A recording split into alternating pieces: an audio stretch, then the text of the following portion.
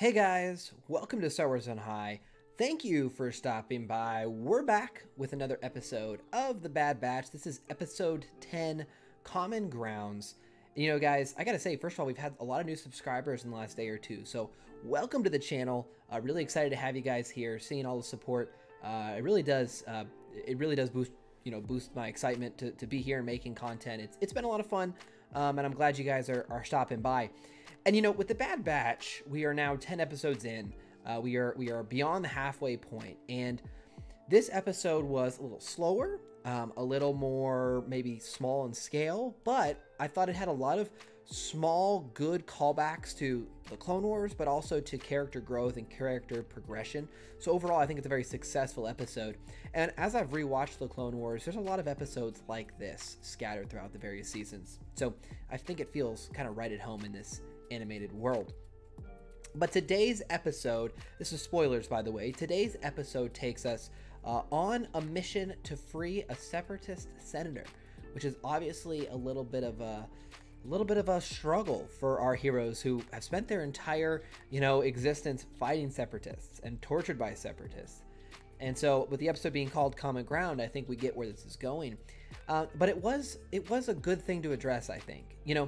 Our Bad Batch group and the clones in general obviously have the chips to kind of help them get through this, but our guys don't. And to go from fighting droids, fighting separatists, to now working with them and basically kind of starting this rebel movement is such a change from what's natural to them. So even though it was short, to see them kind of grip that and be like, I don't really want to do this, but this is how the galaxy has changed in the short time. And I think it's really good to keep exploring. I think it really helps flesh out this period more and more. And as I hope this show has multiple seasons, I hope we get kind of more of that. The whole changing of the guard, the changing of everything we know in the galaxy. So I thought that was really exciting.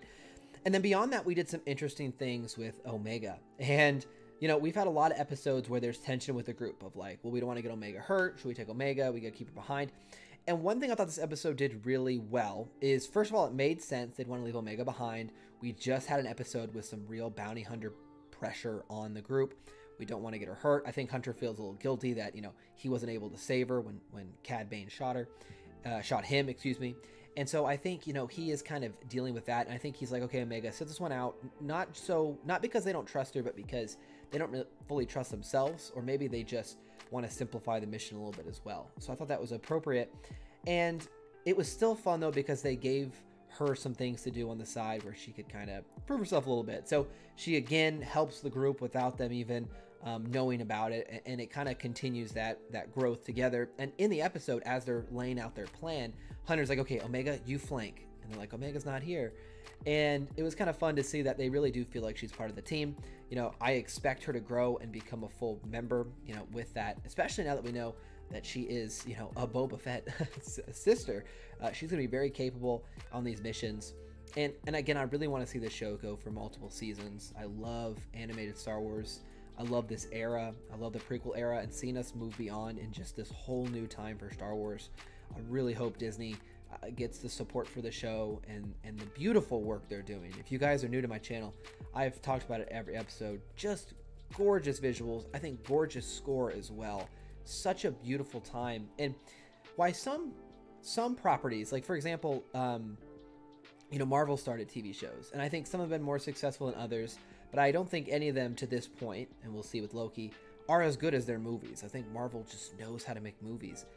I think Star Wars really, the Disney Plus, the shows, Clone Wars obviously before Disney Plus, The Bad Batch, The Mandalorian, I feel like this is such a good place for Star Wars. I'm absolutely loving it, and I hope they get the fan support and the internal support to keep making shows. I mean, we'd love an Old Republic, a High Republic, shows that take us to new places. I mean, we grow with these characters so much week after week, and when you go on a 14 or 16 week journey every Friday, it feels like you spend months with these characters, growing, falling in love with them.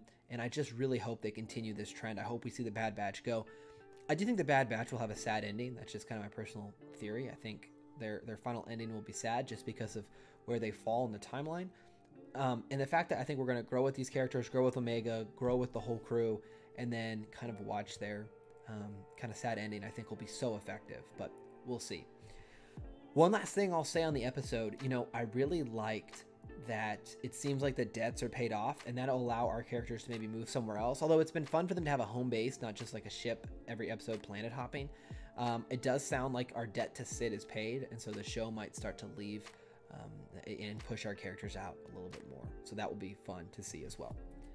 What did you guys think about the episode? Is the Bad Batch meeting your expectations? I'd love to hear. I know we were all really excited for this.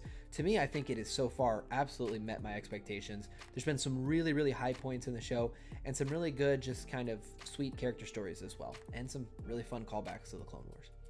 Let me know what you guys think down below. Thank you guys so much for your support. We'll be back throughout the week with more Star Wars news. Until then, guys, hope you have a great holiday weekend. We'll see you again very soon.